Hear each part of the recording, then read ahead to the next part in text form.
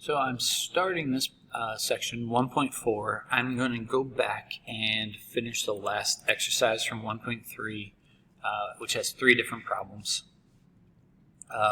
And most of you probably already figured this out without my help.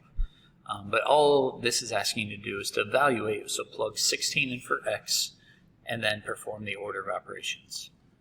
So you can see I replaced this x with 16, replaced this y with -5.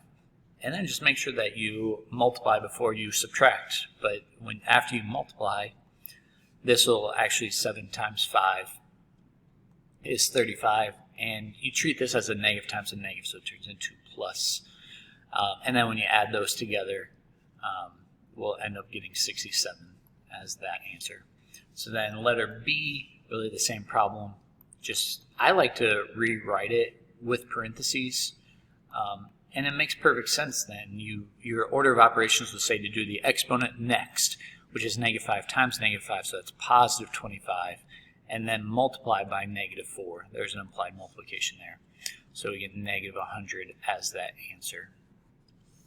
And then letter C, again, just replace your x's with 16, your y's with -5. And then from here, the square root of 16 is 4, so we're looking at -4/5. And then you can rewrite that as plus 5/16. And feel free to use a calculator to see that this answer is -39/80. If you haven't yet, go back and work on your assignment.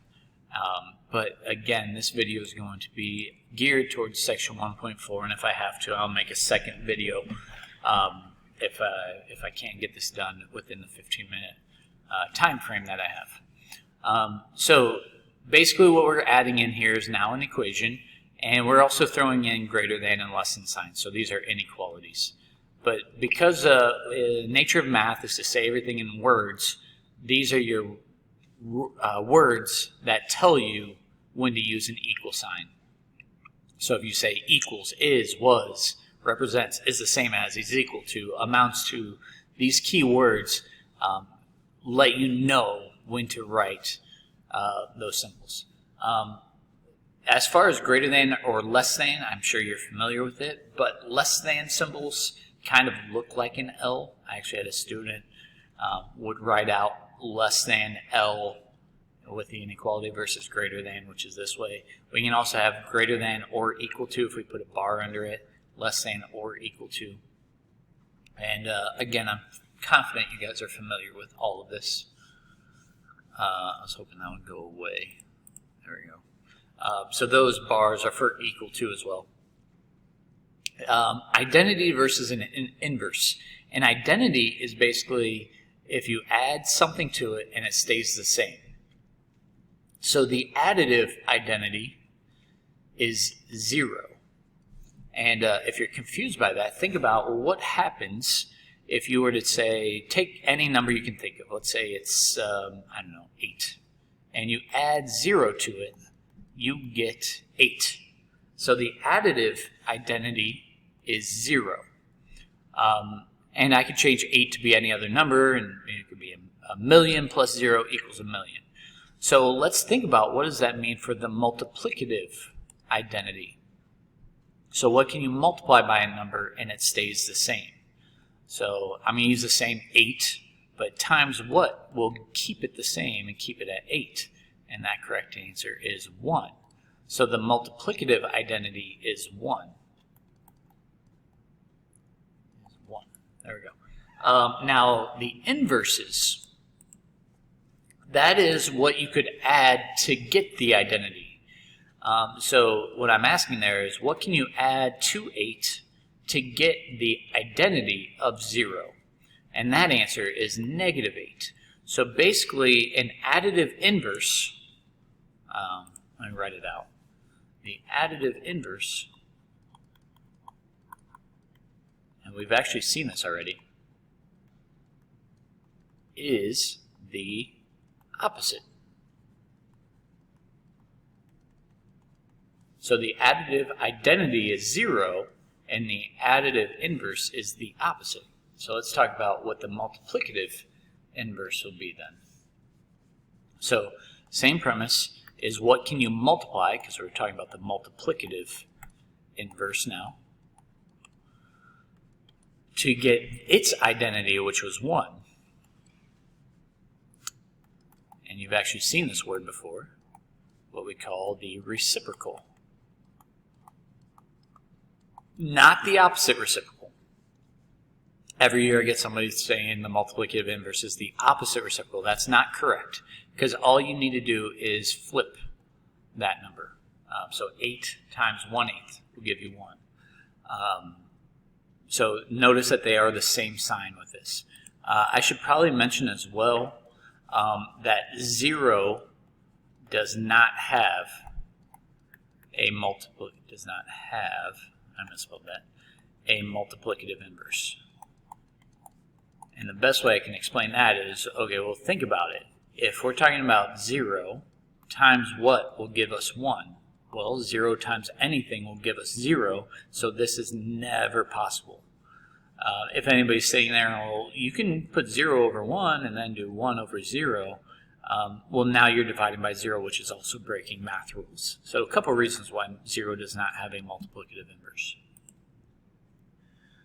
So exercises 1 through 4 is just practicing writing with the math symbols. So let's put all this together. So when you see product, which we did a few days ago, is negative 4x. This word right here, so negative 4 times x, is your clue to put an equal sign, is 20. The next one, 3 times, so 3 times. I'm going to put parentheses here because we have this keyword of difference of z and 3. Well, what operation does difference mean?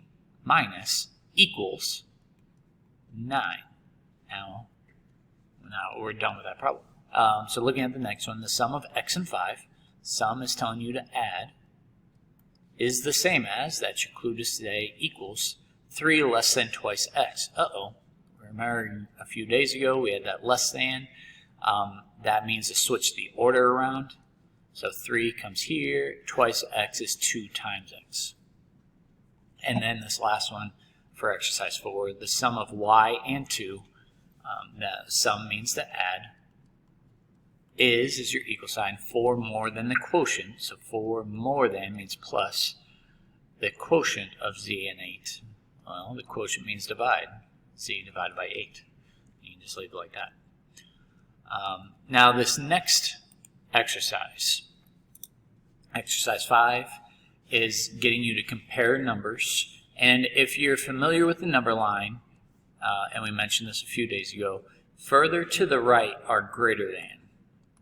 So if you have a number to the right, those are greater than, are larger. I use the same word, greater.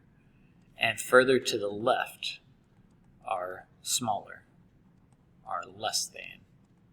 You can actually see why we use a lot of L's for left, less than. And the symbol looks like it's left. So if we were to write on the number line where negative 6 is, and a few days ago I told you you should always have 0 on there. Negative 1, negative 2, negative 3, negative 4, negative 5, negative 6. Negative 6 is right here, negative 5 is right here. The number furthest to the left is negative 6. So that's where your inequality will be. Now the next one, I think they're trying to trick you here. 24 divided by 3 is equal to 8. So if you're comparing 8 and 8, well, they are equal to each other. So then the next one, letter C, we're looking where negative 7 is further to the left than 0. So 0 is greater than. You can see it does not look like a L there because it's greater. The number on the right is greater. I know some people teach the alligator is eating, but anyway. So throw in some decimals. The number furthest to the right is the negative 2.67 on that one. When the denominators are the same, you just compare the numerators. So 9 is larger than 7. And then on this one, you want the denominators to be the same. So you change 3 to be a denominator of 9. That's by multiplying by 3. So we have 6/9 compared to 7/9. The larger number in the numerator is the 7. So 6 is less than 7. And yeah, let's go ahead and do exercise 6 and 7, then I'll stop the video and do another one. So writing another with math symbols, the difference of x and 3. So difference means subtraction. Is less than, so the fact that we have is, some people want to write equals, but when you have is combined with less than, then you need to have that symbol. Or equal to means a bar underneath 5. This next one is not equal to. That tells us to use this symbol. You put an equal sign with a slash through it, so y is not equal to -4.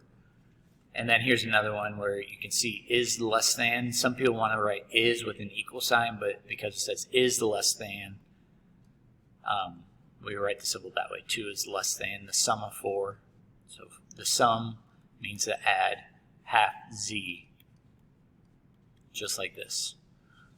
Let's change colors again. So looking at the next one, write the additive inverse of each. Remember, the additive inverse is basically a fancy word of saying write the opposite, because it's saying, well, what do you add to 7 to get 0? The identity. I think that kind of sums up perfectly why it's always the opposite. -7 plus 7 gives you that. 4.7 plus -4.7 gives you 0. -3/8 plus 3/8 gives you 0. And then the multiplicative inverse. This is fancy talk for saying the reciprocal, because it's multiplying by this number to get you 1. Well, you have to multiply -7 by to get you 1. Let me scroll down for you to see. That answer is -1/7. Notice that the sign stays the same. So the reciprocal of 14 is 1/14 sign is the same, and the reciprocal of -3/8 is -8/3. So I'm going to stop the video here because I still have a couple more to explain, and then and upload the next one.